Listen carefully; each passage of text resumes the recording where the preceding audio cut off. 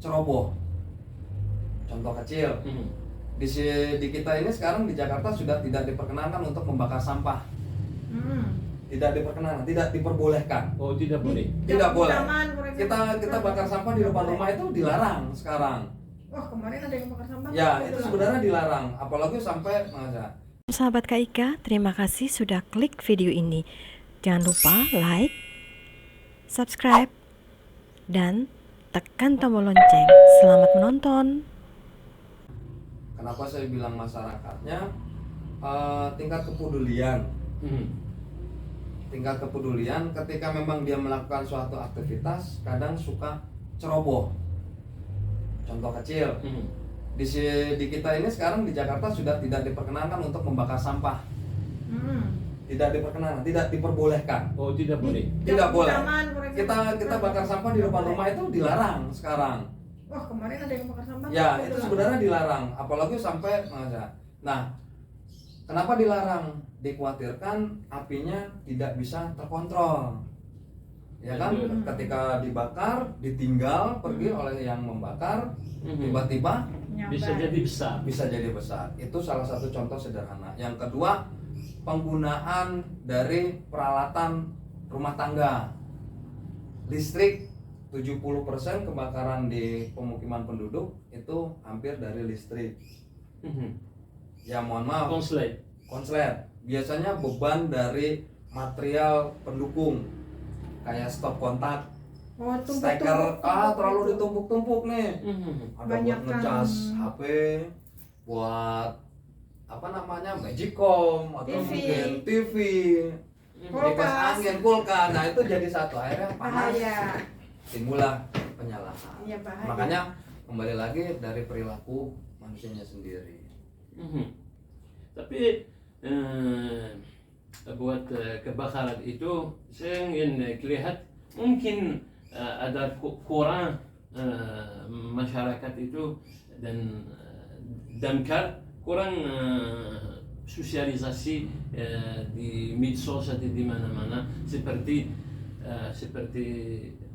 gas itu sebenarnya kalau ada bakaran gas itu sederhana betul untuk menutupi, tapi masyarakat mungkin panik. Iya, apakah damkar bantu ada sosialisasi untuk ini tingkat RT, RW, masyarakat? Ya, saya lihat ya selama saya hidup di Indonesia, lihat kayak polis kadang-kadang ada di jalan-jalan kasih info harus ini. Ya, damkar jarang ada ini ya sosialisasi. Oke, alhamdulillah di 2013 kita turun gunung untuk ikut partisipasi berperan di masyarakat. Salah satunya di kita yaitu ada program yang namanya SKKL, Sistem Ketahanan Kebakaran Lingkungan. Nah kebetulan di RW 3 yang di kantor RW pojok ini Bu, ada? Iya. Nah, itu adalah RW binaan saya Pak, Duren Sawit. Jadi beberapa tahun tiap kali memang ada suatu event kita selalu bekerja sama dengan wilayah setempat, entah itu Pak RW-nya, Pak RT-nya. Nah, disitulah di 2013 sampai saat ini kita menjalin silaturahmi dengan adanya sosialisasi. Itu kita bentuk sistem ketahanan kebakaran lingkungan dan itu kita fasilitasi, yaitu dengan peralatan sederhana. Ada alat pemadam api ringan yang tabung merah itu. Nah itu pun sama, kita berikan inventaris di masing-masing RT. Oh ada tiap RT? Ada. Itu kita udah mulai berjalan dari 2013. Terus itu SKKL. Kemudian beranjak lagi di tahun 2017-18 sebelum waktu COVID, itu ada namanya Dasawisma. Ibu-ibu. Itu yang kita rangkul 2017 sampai 2019. Kebetulan saya nggak masuk di ranah RW binaannya Kelurahan Duren Sawit. Saya bergeser dikasih tugas di Kelurahan Pondok Kelapa, yaitu RW 4, 5, 6, 7 waktu itu. Nah disitulah kita rangkul nih ibu-ibu pengajian, ya kan, ibu-ibu Dasawisma yang ini. Kita turun gunung. Jadi kita sosialisasikan yang namanya kebocoran gas, Cara mengatasinya. Cara mengatasinya seperti apa. Ya, cara juga mungkin di mana orang kadang-kadang susah nafas, bagaimana bantu ya. Betul. Asapnya. Iya, apakah di sekolah ada sosialisasi di sekolah-sekolah?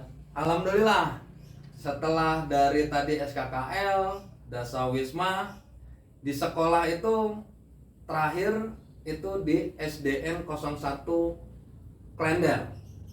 Itu mendapat negeri. Itu mendapatkan peringkat pertama se-DKI Jakarta untuk tim tanggap bencana darurat kebakaran, yang alhamdulillah saya pula yang membinanya di sana. Buat anak atau buat guru-guru? Buat anak, Pak. Berarti Buat itu anak. atas usulan sekolah tersebut atau kita Kebetulan bisa- dia bekerja sama dengan Yayasan Samsung Indonesia. Jadi Samsung itu yang mensponsori, pihak Samsung yang menghubungi ke pihak kami bahwasanya saya ada program seperti halnya ini loh, kita bikin yuk suatu organisasi tanggap darurat kebakaran tapi khusus untuk di sekolah. Nah, alhamdulillah SDN 01 Klender itu sebagai percontohan, Pak.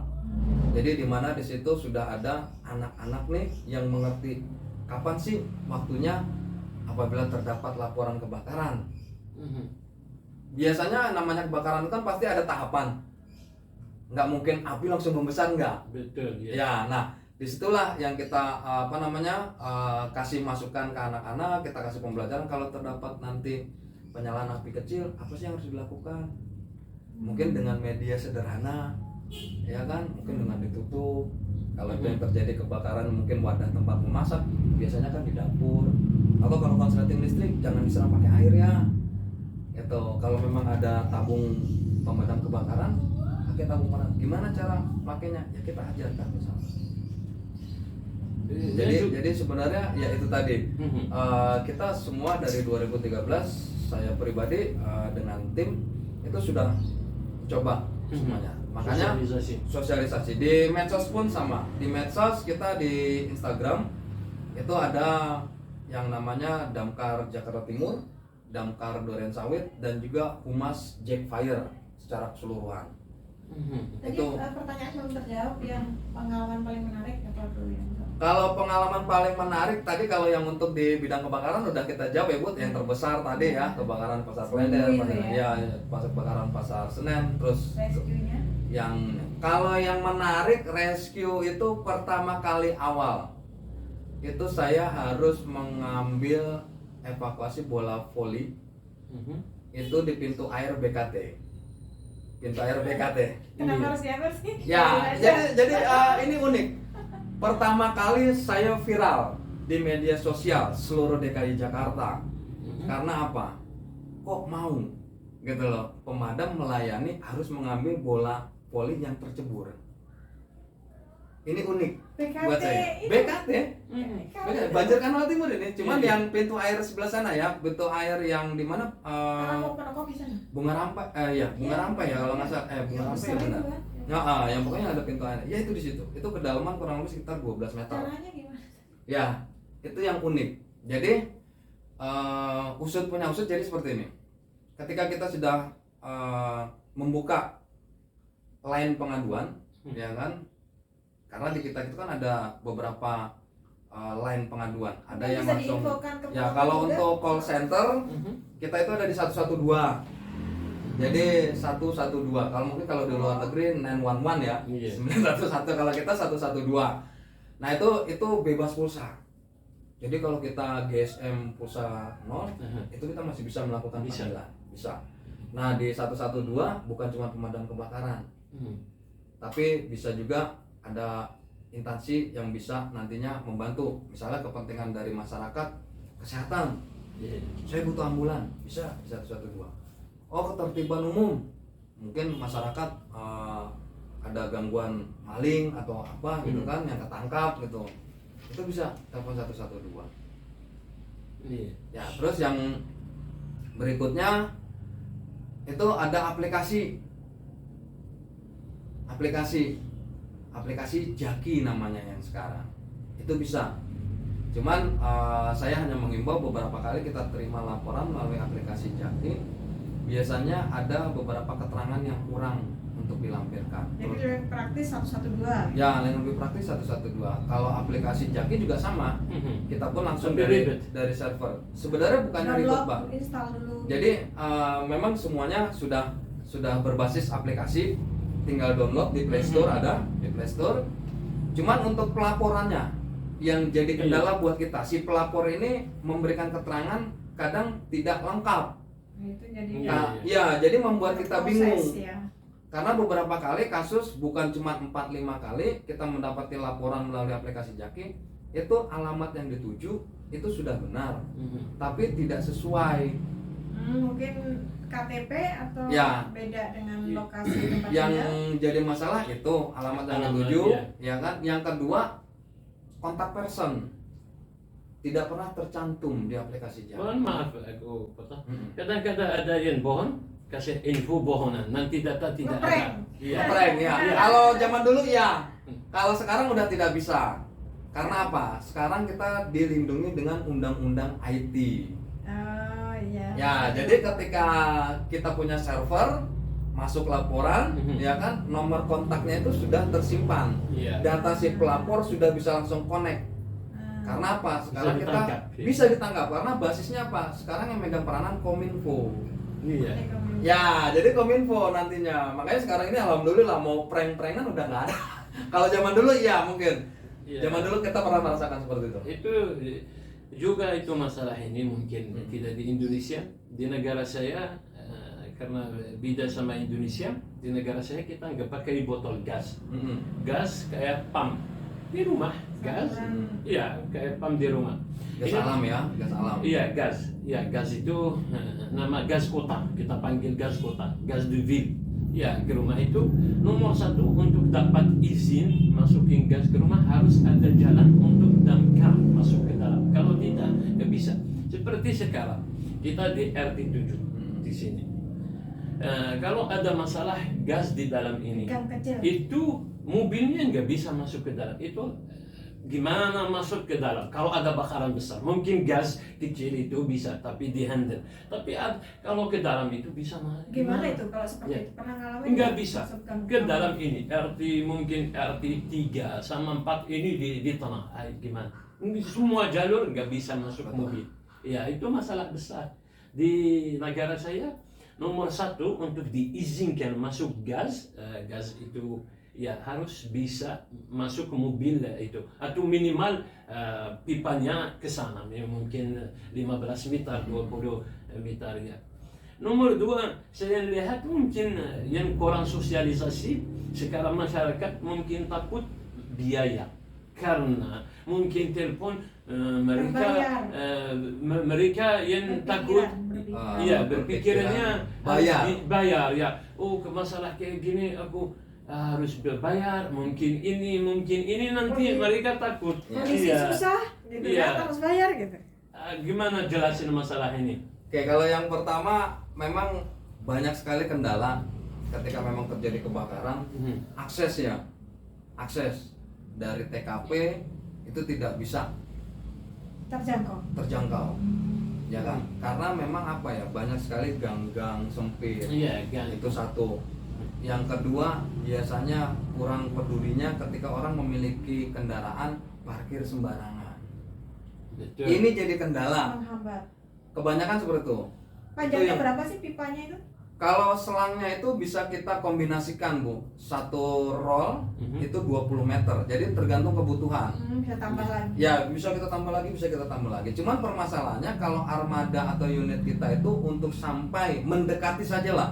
Tidak usah sampai terlalu di depan yang terbakar, tapi mendekati saja. Jarak 100 sampai 200 meter itu udah bagus buat kita.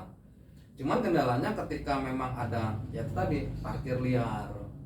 Ya kan, kadang suka orang punya kendaraan tidak punya Nggak ada garasi. tempat parkir. Ya kan, punya Banyak. kendaraan ya, itu jadi kendala buat kita. Yang kedua yaitu yang namanya portal.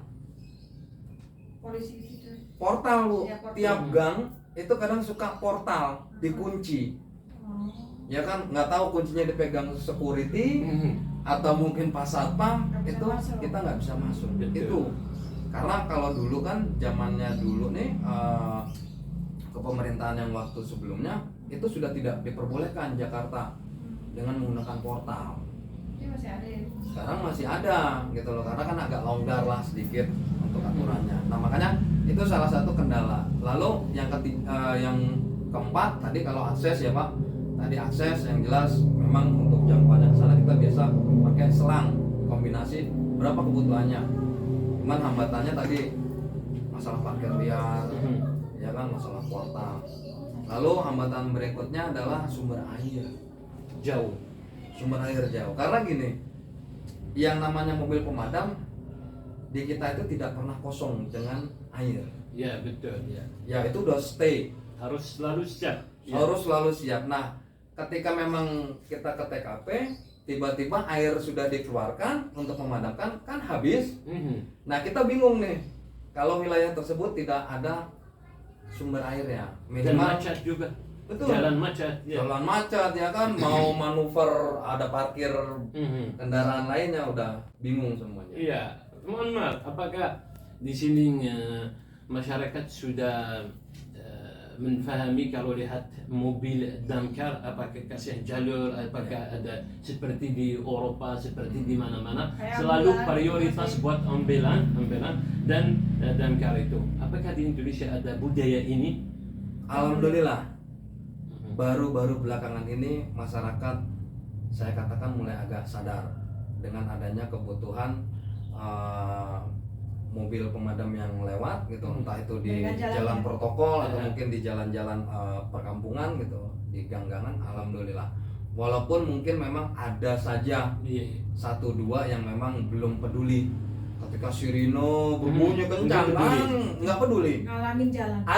Ada yang itu, tapi hampir sekarang ini sudah tingkat Sudah kepeduliannya memahami. lebih baik.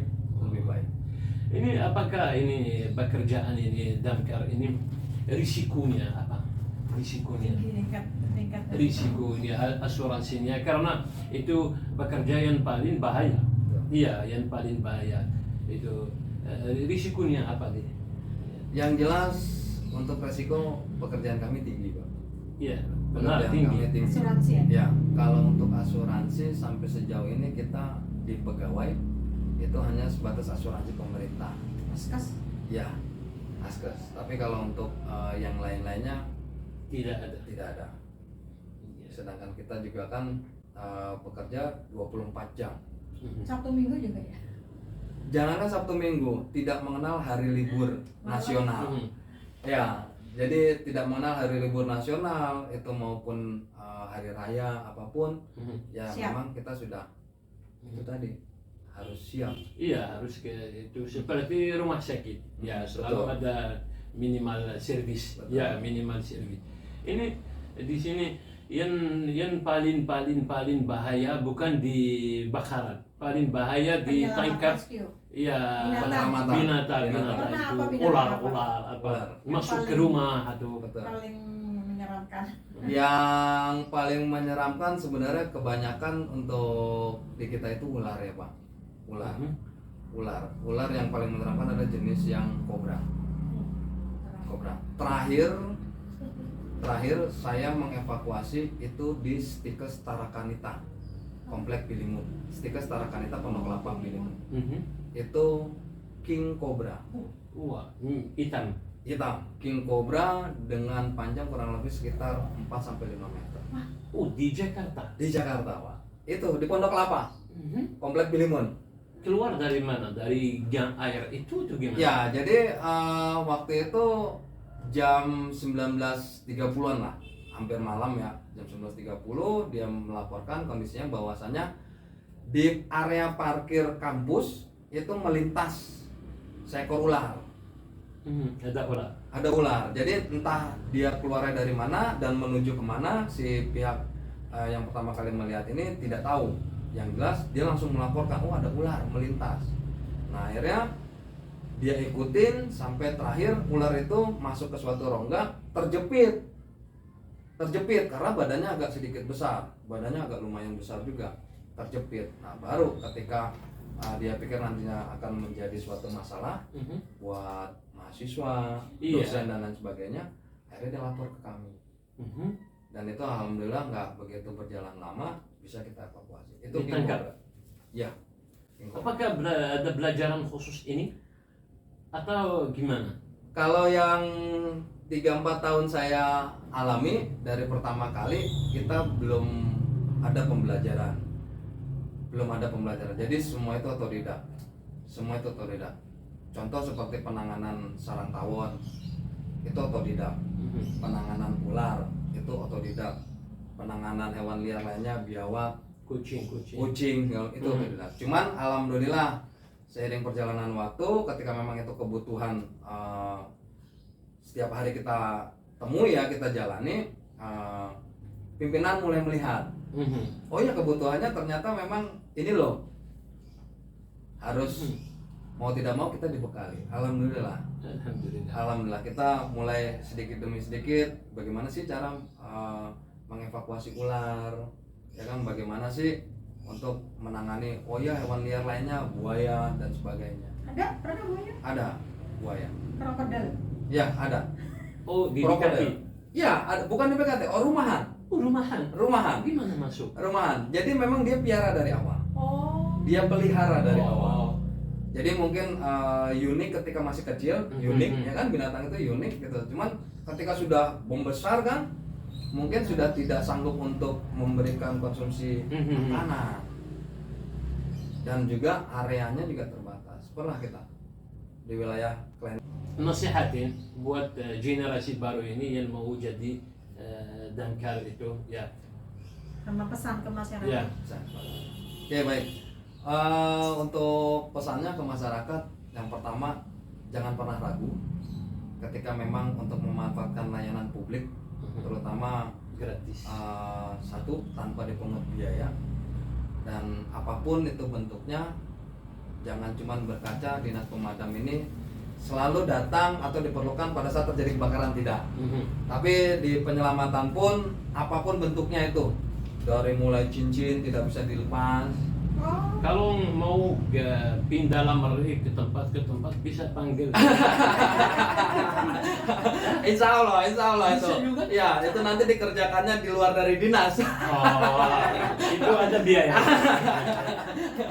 Ya, kalau cincin gak bisa dilepas ya mungkin besok saya mau pindah lamari karena berat mungkin. Ya, jadi ya itu tadi. Jadi yang sifatnya penyelamatan apapun, ya contoh kayak yang unik, bola voli tercebur, ya kan, cincin tidak bisa dilepas, kayak binatang liar, nggak usah ragu, karena kita dipanggil tidak ada sama sekali pungutan, sama sekali free.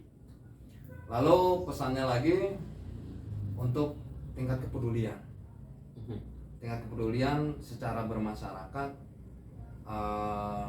apabila memang terjadi situasi keadaan darurat, terutama kebakaran, untuk bekerja sama. Betul. Ya kan, paling tidak ketika memang kita datang, kita dibantu untuk diberikan akses jalan, diarahkan, dibantu untuk yang namanya keselamatan petugas. Karena apa? Sering sekali pada saat kita ingin bekerja, masyarakat ini suka merebut yang namanya nozzle atau pemancar, karena panik secara psikis, panik, dia ingin memadamkan sendiri. Jadi timbulnya temperamen. Ya, jadi itu pesan saya untuk dua pesan yang mudah-mudahan kembali lagi semua harapan kita semua berjalan baik ya, maksudnya aman kondisinya untuk wilayah Jakarta Timur, bahkan secara umum wilayah DKI Jakarta. Amin. Masyarakat juga bisa terbebas dari bencana ataupun mungkin dari penyelamatan yang memang sekiranya tidak diperlukan. Terus buat generasi muda nih yang memang punya cita-cita yang tidak seperti saya dulu, nggak punya cita-cita jadi pemadam, nggak punya mimpi jadi pemadam, tapi harus sekarang ini kita jadi.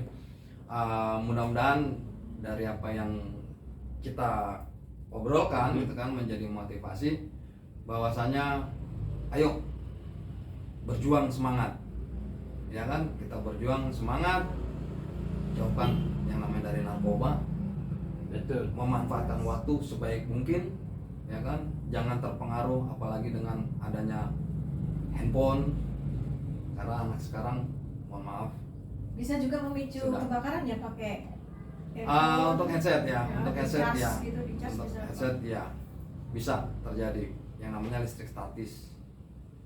Jadi kalau untuk generasi muda itu tadi, yuk kita maju terus, semangat, ya kan, jangan terlena dengan hal-hal yang sifatnya merugikan, Iya. narkoba jauhin, ya kan, ya Mungkin Ini tadi yang bisa di- direkrut jadi petugas damkar yang pengen cepat mbak. kalaupun memang kita membuka kesempatan, kalaupun memang ada masyarakat yang ingin berlatih, ingin menambah wawasan, silakan datang ke kantor kami. Kalau untuk wilayah Jakarta Timur, khususnya di wilayah Kecamatan Durensawit, silakan datang ke Komplek Bilimun. Kantor di sana. Kantor di sana, kita punya kantor 3 lantai, kita punya sarana prasarana. Kalaupun memang mau belajar, mau megang nozzle, ngerasain air tekanannya seperti apa, Gratis. gratis, Tidak ada biaya. tidak ada biaya. Parkir mobil di bawah gratis juga. Gratis, mau masuk. Akhir itu di zaman corona ini apakah pekerjaannya normal, tidak normal? Karena Masih banyak seperti yang ini banyak yang minta ambulan ke rumah sakit, ada kayak gitu atau? Kebetulan pada saat 2 tahun ya, 2020, 2019, 2020, bicara corona, kita garda paling depan. Kita garda paling depan. Di tahun 2019 kita sebenarnya sudah progres waktu belum dinyatakan pandemi. Pemadam itu sudah action, yaitu dengan cara menyemprot lingkungan dengan disinfektan. Ya mungkin pernah melihat gitu di media elektronik atau media sosial, itu sebelum dinyatakan pandemi. Cuman entah bagaimana akhirnya situasinya berubah menjadi pandemi, dan kita pun tidak ada yang namanya istirahat. Makanya saya turut prihatin buat teman-teman anggota juga yang mungkin sedikit banyak menjadi korban di situasi pada saat pandemi, atau mungkin dari keluarganya yang menjadi korban. Karena apa? Pada saat mungkin suaminya itu bekerja, bersinggungan langsung dengan daerah-daerah yang rawan terpapar, dia sekembalinya pulang dan dia membawa virus tersebut ke rumah. Dan ini sudah terjadi di lingkungan keluarga saya. Ya. Siapa yang Istri saya. Istrinya? Akhirnya? Innalillahi wa inna ilaihi raji'un. Allahu Akbar. Tahun berapa? 2021. 2021, tahun kemarin. Itu Delta, waktu Delta. Ya, Allahu Akbar. 2021. Ini kebahagiaan pekerjaan Risikonya ini. sangat. Risikonya sangat tinggi. Iya, Tapi bapak risikonya. nggak kena? Ya alhamdulillah. Maksudnya fisiknya kuat kuat. ya. Keluarga, ya, Imunitasnya saya alhamdulillah. anak, ya saya anak, alhamdulillah. Iya, Karena memang olahraga. mohon maaf, saya bukan membicarakan orang yang sudah tidak ada ya. Karena memang di satu sisi kondisi almarhum istri itu pun memang sudah komorbid ya, ada penyakit penyerta, Bawa. ada penyakit bawaan. Innalillahi wa inna ilaihi raji'un. Insyaallah di surga, insyaallah rahimahullah, insyaallah. Kullu nafsin dha'iqatul maut. Ya innalillahi wa inna ilaihi raji'un. Ini terima kasih banyak-banyak ya Bapak Singgi ya waktunya. Itu kita dapat banyak info-info ya. Itu sebenarnya sederhana aja. Saya bukan orang pintar komunikasi, tapi alhamdulillah saya coba dikit-dikit ya, dan insyaallah kita dapat banyak ilmu. Insyaallah terima kasih banyak-banyak. Ya, benar itu bekerja ini susah. Ini bukan sederhana. Karena itu pekerjaan lapangan, bukan kantor-kantor ya, dan risikonya besar, bisa jadi masalah besar, bisa semua risikonya ada. Ya, alhamdulillah masih sehat. Selama 18 tahun bekerja masih sehat, masih alhamdulillah. Ya, tapi juga kadang-kadang ini bekerja selalu ada risiko. Betul. Akhdun wa ata. Di dalam bahasa Arab akhdun wa ata juga. Terima kasih banyak-banyak. Wa nastaudiukum Allah alladzi la tadhi'u wadai'uh. Nalqakum fi fursatin qadimah, insyaallah kita bertemu bulan depan sama tamu yang baru, tamu baru, inspirasi baru insyaallah. Terima kasih. Assalamualaikum warahmatullahi wabarakatuh. Waalaikumsalam.